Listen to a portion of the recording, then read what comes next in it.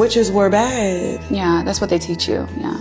So you don't tap into your power. Why would I tell you that I'm doing a spell on you? I'm going to tell you that spells are bad so that I can do it on you. Like how? Explain that. Who is who? The government. Witchcraft is bad. Witchcraft is this, but they're doing witchcraft on you. The government's doing witchcraft on people. Yeah. The dollar isn't just currency, it's a spellcraft. Every time you stress over money, you're feeding the spell with emotion. You look at the dollar, first of all, it's a dead president. It's an ancestor. When you look at the different pyramids and certain lines and how they print their money, it's all a spell. It's all a ritual. But repetition with belief equals ritual, and rituals shape your subconscious. You've been doing rituals daily and don't even know it. Right? So every time you touch money, even psychologically, when you're thinking about money, it is all outlined to you. Everything you watch is subliminal when you think about it. Subliminal doesn't mean hidden. It means it bypasses your conscious filter and goes straight into your subconscious mind. The mind processes 95% of the info unconsciously. So when you watch content full of sex, fear, envy, or violence, it programs how you feel and behave, even if you think you're just watching. Your music is subliminal. You know, the 808s, all the beats, everything, they are 100% controlling us. Yes. So if you know that you're being controlled, now you can't be controlled anymore. But if you don't know, they can continue to control you, and that's what's happening to everyone. That's why you get a certain feeling when you listen to certain music. It's frequencies. 808s and mainstream music are powerful root chakra activators. That's why trap music feels so heavy.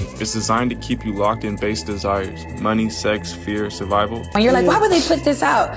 Everything behind that is strategic. They're not just putting it out to put it out there. When people think of success, they say, okay, I need to go out, I need to buy a mansion, I need to buy a Maybach, I need to do this, I need to do that. This is material programming. The matrix runs on external validation. They set the standards so high and flashy, you sacrifice your soul chasing the image. But ancient wisdom says, true gold is inner alchemy. Master your mind and you master your world. That is not really what they want. That's what they're being told they want. So they will really be a slave, like going to work 9 to 5, doing this, doing that. Not saying nothing's wrong with 9 to 5. Yeah, exactly. What I mean is, if that is not your gift, that is not your calling, you're just doing it to get what looks like success, you are being manipulated. It is literally all in our minds. It's being subliminally taught to us. But when you have an awakening, you start making choices that are literally from your soul.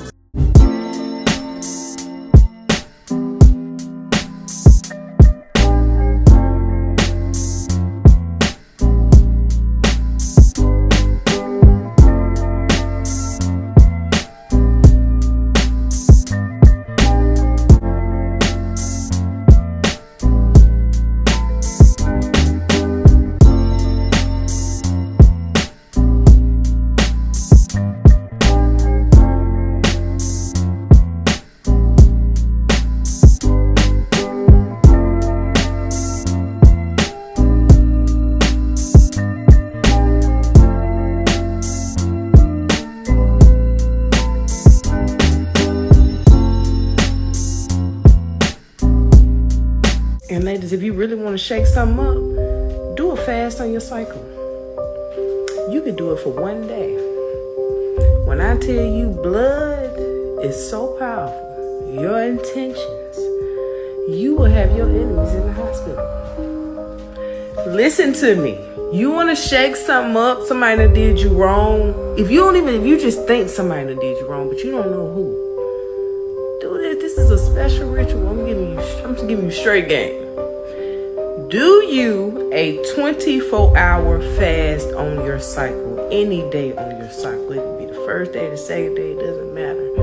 And when I say a fast, it don't even have to be a dry fast. Just say, I'm going to go 10 hours what I eat. Do your fruit fast. I'm going to just eat fruit for the day. Do your water. If you want to handle somebody that has done you wrong, but make sure this person has done you wrong now. Don't have intention towards somebody that did that to you. If they've done you wrong, fast on your cycle. And tell me about it later. Ladies, let me let you know something. You need to be very selective about who you let put their hands in your man hell. This is especially true for those men who have locks and those who have cornrows. Sometimes your man is going to get his hair done by a witch who's practicing, who wants your man, baby, and next thing you know, she's creating problems in your relationship. I had a client a few years ago, had a situation where her boyfriend was going to a girl that was doing his locks. The girl was taking little pieces off of his hair and she was working on him. They started having issues. They started fighting. They started having all this crazy stuff going on. And she came to Mama Red and she was like, Mama Red, I'm not gonna lie, ever since my man been going to see this lady to get his hair done, even though she do a good job, I think she doing something to my man. So of course, you know, I looked into it. I pulled cards for her, and I saw what I saw. Spirit said that this woman was indeed working her boyfriend. When somebody got DNA from you, such as your hair, nails, blood, any of those types of things, baby, they can work you real good. My client and her man had so many problems that they actually had to break up for a period of time, but they ended up getting back together down the line. Long story short, baby, be careful who you let do your hair. Baby, Mama Red, I'm from the South, baby, and we do not play that. We do not play that, baby. You got to, baby. I come from old school where you get your hair done, you take your hair with you, you burn your hair. You know what I'm saying? You flush it down the toilet stool, baby, but you do not leave it behind. Baby, be careful leaving your hair at certain salons with certain people in general, and especially around a woman who wants your man. Clock it. If you got time, watch this. Oh my gosh. Why do they look like that? I'm trying to put 2 and 2 together, and the only thing that I can think of is when Ariana Grande admitted to us a few years back that she is a witch. A witchy witch, in her words. And if you don't remember, watch this clip. You get readings every day. No, they come to me. Oh, interesting. They come to me. You are a witch? I am, indeed. The witchiest witch. Whatever is going on with Ariana Grande and Cynthia is definitely spiritual, because this is not normal. How do you go from looking like this to this? My theory is that these spirits are literally sucking the life out of Ariana Grande and Cynthia. I don't know what they are harvesting, but it is definitely demonic. I don't know. The movie title is Wicked. They look wicked. It all just seems too eerie for me. I'm definitely not going to go sit in a movie theater as a child of God and go watch a witch perform. It just does not make sense. So I won't be watching a Wicked movie. Whatever is on them is definitely in that movie, and I will be protecting my spirit at all costs. And I recommend that you guys do the same and exert your discernment. There's no such thing as white witchcraft. Witchcraft is witchcraft. Tarot cards, card reading, everything to know about astral projection, Tibetan Book of the Dead, Buddhism, anything there was to know about spirit guides. And what I would do is I would astral project out of the body, enabling spirits to come in, because in witchcraft, I believe that if I could get my own spirit, I could be empowered by bringing spirit guides in. Now understand, I was of the mind that these spirits that were coming in, spirit guides, were nice. I became very, very studious about astrology, witchcraft, card reading, and that card reading became my niche. Sid, I would walk into a room with a deck of cards and read everybody's mail, just by that deck of cards, and I thought I was the best thing since the McDonald's hamburger. I thought I had finally come to a place of prominence because I could intimidate people. I could make them afraid of me because I was operating in these powers. And I never knew they were demonic, or I thought that I had come into this great power that I had been looking for. The trouble is, when you play with the devil, he doesn't play fair. He'll give you everything you want, all the drugs you want, all the women you want, all the promises, and all the power you want. And when he's done with you, he'll kick the legs out from under you. Sure. That's why you hear rock stars sometimes say, I sold my soul to the devil. Because once you make that trade, he'll give you what you want. But people need to understand that the devil is not sharing his kingdom with anyone. He's selfish and hateful, and his personality is that of hate and violence. And so as I began to encounter these spirits, from a pleasant person, even though I was a fall-down drug addict, I began to take on the personality of the devil. I began to act. I began to hate. I began to all the more. And I love to see people hurt. Like, I'd like to do a card reading where I knew a man was committing adultery. I'd name names, and it was just an evil behavior. And so here I was with these spirits operating in this power, cursing people. I cursed one man, said he fell 3 stories into a wheelbarrow. Thank God that wheelbarrow was there, because he would have been killed. I was astral projecting. I was studying all this witchcraft. I thought everything was wonderful. The same spirits, as you said in the opening, that gave me power began to turn on me. Why would they turn on you? Because the personality of spirits of darkness is not a nice, friendly personality. I thought I had arrived. But as these spirits began to turn and to torment, the same spirits that gave me power to read cards and astral project and operate in the solical power, the psyche power, would turn on me. As if all of a sudden the same voices that would say, this man is committing adultery, or this woman steals at work, or this girl's going to get married last year, when I was reading cards, would now say to me, you should die. It's better to just die. Said I would walk around with a gun in my mouth. I can remember the metal used to burn my tongue. I would just suck on a gun, waiting for the moment to stop this power that I had entered into, to stop the destruction of my mind. My drugs increased. I would take needles, Sid, and people that were the worst drug addicts in town would not get high with me. I would go into a bathroom and take a needle and bang it into my arms. I had thick growths all the way down. Today you can see they're totally gone, but thick growths and abscesses all the way up and down my arms. In that drug state, I'd go out and become even more promiscuous, hoping that someone would just love me for a little while. And that's what our kids are doing today, Sid. They want somebody to love them for 15 minutes. That's why sex has become an everyday movement. Then one day, a young woman approached me named Linda Smith.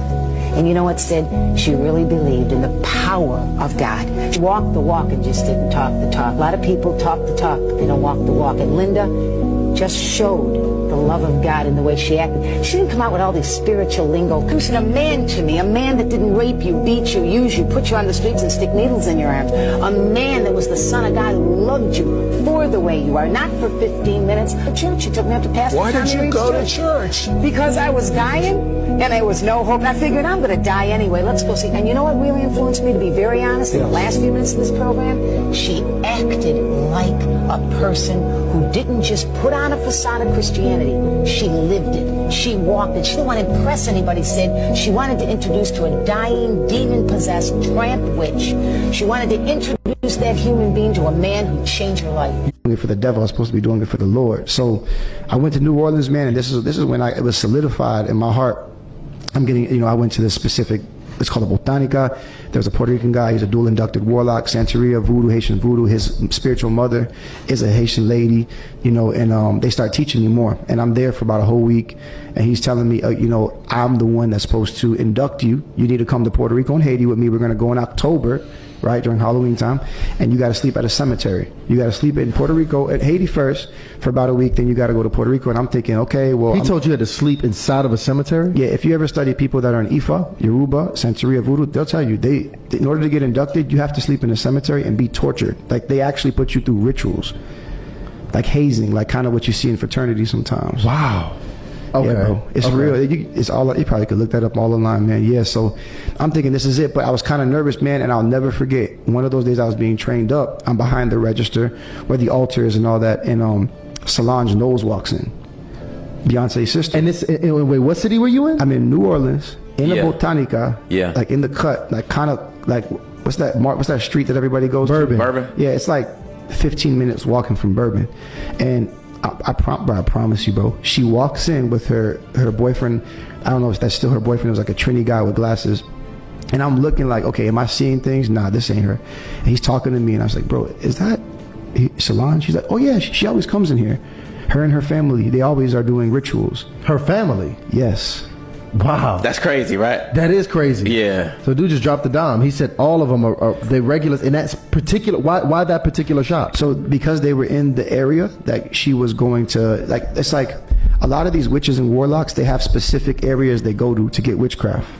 So like, just for example, like, how about this? Like, they trust it. They trust this place to have like these powerful items that spiritually have already proven to work in the past. It's like Christians, right? Like, let's say me and you were, we got our local church here in the A, and then we went to Dallas, and it's a Sunday. Hey, bro, you trying to go slide to this church? I heard about it. Sure, let's go. We go because we want to just get filled, right? We want to worship, get in the spirit. It's the body of Christ.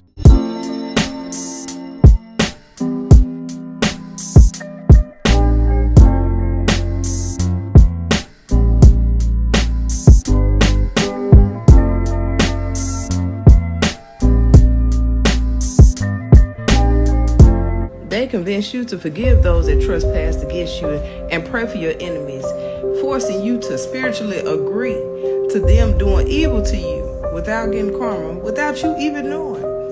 See, we need to know how to protect ourselves spiritually, but the Black church never taught us how to do that. So in order to do that, you got to know how to pray. We're warriors. You got to fight back. Stop thinking that just because you're covered by the blood of Jesus, that means that witchcraft will not affect you, because it will. So you got to know how to pray against these people. And it goes a little something like this. Judgment. Condemn those that do me wrong without cause and bind them to the pits of hell where they belong.